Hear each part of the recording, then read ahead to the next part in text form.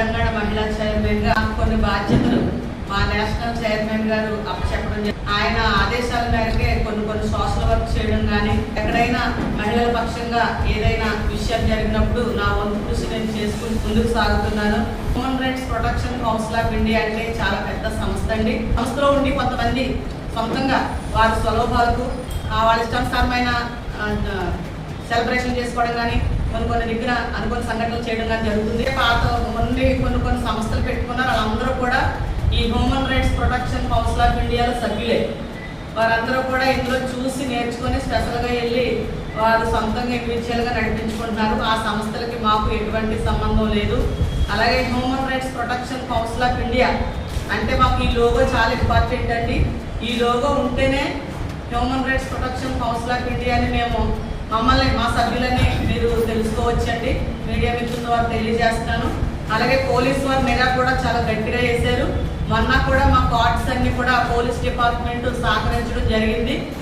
అలాగే మా సంస్థ నారా చంద్రబాబు నాయుడు గారు అలాగే రేవంత్ రెడ్డి గారు సీఎం గారు ఆంధ్రప్రదేశ్ ముఖ్యమంత్రి వర్యులు చంద్రబాబు నాయుడు గారి చేతుల మీద కూడా ప్రశంసలు పొందడం కూడా జరిగింది. రేపు 16వ తారీఖున నేషనల్ వారీగా కాకినాడలో భారీగా మీటింగ్ కూడా ఏర్పాటు చేయడం జరుగుతుంది. మా సంస్థకి కొన్ని అవగాహన సదస్సు కార్యక్రమాలు పెట్టి ప్రతి దిక్కున ఎలా ఉండాలి, ఎలా మాట్లాడాలి, ఎలా మేలుకొల్పాలనే విషయంపై మాకు కొన్ని సూచనలు ఇవ్వడం కూడా జరుగుతుంది. అలాగే మా సంస్థ ప్రత్యేకంగా 10 సంవత్సరాలు పూర్తి చేసుకొని 11వ సంవత్సరం అడుగు పెడుతున్న శుభ సందర్భంగా భారీగా ఈ మీటింగ్ అని కండక్ట్ చేసి చాలా జడ్జెస్ని కానీ అలాగే వీలవుతే మన చంద్రబాబు నాయుడు గారి ద్వారా కూడా లోకేష్ బాబు గారిని పిలవడానికి కూడా ఆలోచించుకోవడం జరుగుతుందండి. అది మీడియా ద్వారా మీ అందరికీ తెలియజేసుకుంటున్నాను. మరీ ముఖ్యంగా ఇప్పుడు కొత్తగా ఒక టీం ఏర్పాటు చేసి ఒక గ్రూప్ ఏర్పాటు చేశారండి.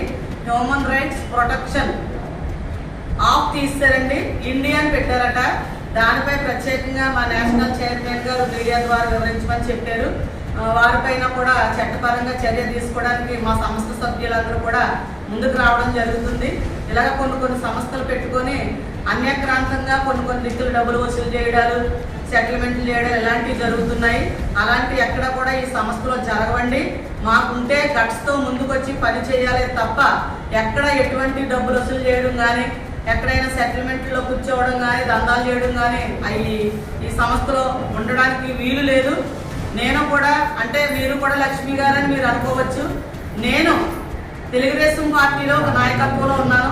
నా దగ్గరికి ఏదైనా సమస్య వచ్చినప్పుడు నా పార్టీ పరంగా కూడా నేను చేసుకోవడం జరుగుతుంది. తర్వాత human rights protection council of ఇండియాలో నేను మహిళా చైర్మన్గా పనిచేస్తున్నాను కాబట్టి కొంతమంది మహిళలకు కూడా నేను వంతు సహాయం చేయడం, సోషల్ వర్క్లో నా సొంత డబ్బుతోటే నేను ముందుకెళ్ళడం జరుగుతుంది.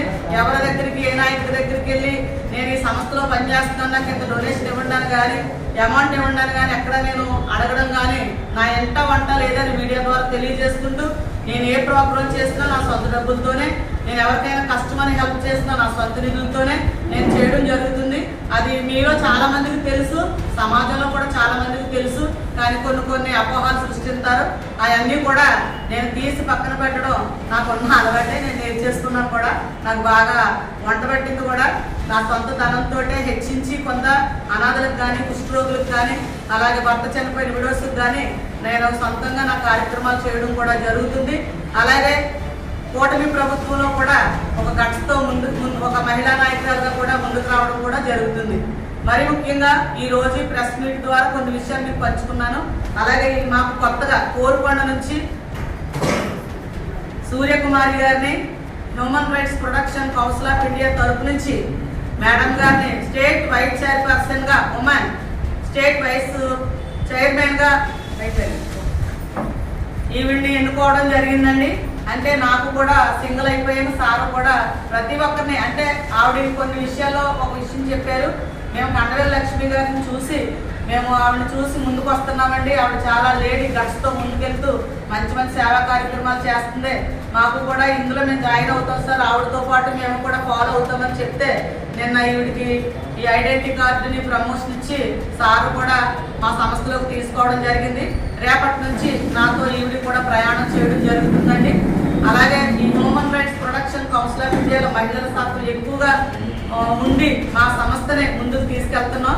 ఈ లోగో ఏదైతే ఉందో ఈ లోగో ఉంటేనే మా సంస్థను మీరు గుర్తించండి. మా సంస్థను అడ్డెట్టుకొని చాలా మంది చాలా ఐడెంటిటీ కార్డులు సృష్టించుకొని కొన్ని తప్పుదోవలు పట్టించడం అలాంటివి చేస్తున్నారని మా నేషనల్ చైర్మన్ గారి దగ్గరికి వెళ్ళడం జరిగింది. ఈ లోగో ఉంటేనే మీరందరూ కూడా మీడియా మిత్రులందరూ కూడా గుర్తించి ఎవరైనా మీ దగ్గరకు వచ్చి మీ సంస్థ ఆ సంస్థ అంటే ఈ లోగో ఉంటే మీరు చెప్పొచ్చండి. లేదా నా నెంబర్ మీ అందరి కాంటాక్ట్లో ఉన్నారు కాబట్టి మీరు ఎవరైనా ఫోన్ చేసి నాకు చెప్తే మేము వెంటనే అక్కడికి రావడం ఆ సంస్థ కోసం తెలుసుకోవడం కూడా జరుగుతుందని మీడియా ద్వారా వివరిస్తూ నాకు గొప్ప అవకాశం ఇచ్చిన మీ అందరికీ కూడా ప్రత్యేకంగా ధన్యవాదాలు. అలాగే వీటికి కొత్తగా ఎందుకు కాబడిన సూర్యకుమారి గారికి కూడా నా హృదయపూర్వక blessings. Congratulation madam. Thank you.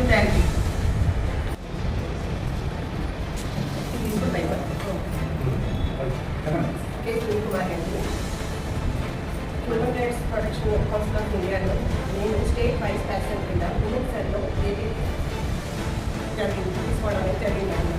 దాని కారణం మన కడవలక్ష్మి గారి ఇన్స్పిరేషన్, చైర్పర్సన్ తాడూరి ప్రసన్న కుమార్ గారు తీసుకోవడం జరిగింది. మీరు ఏం చేద్దామన్నా చెప్పండి. అదే మన అందరినీ కూడా మానవ పద్ధతి మానవ హక్కులు అనేది ఏమేమి ఉన్నాయో అందరికీ తెలిసిన విషయాలే. కానీ కొన్ని చోట కొంతమందికి జరగడం లేదు. అది అలాంటి వాళ్ళలో కొంతమందికైనా నా వంతు నేను సహాయము పోరాటము కృషి చేద్దామనే ఉద్దేశంతో వినకు వచ్చాను. దానికి పదిలించిన తాడూరి ప్రసన్న గారికి ధన్యవాదాలండి. మీడియా మిత్రులందరూ ఒక సోదరులా భావించి నాకు సహకరించండి. నేను ముందుకు వెళ్తాను. మీరు లక్ష్మి గారు నమస్కారం.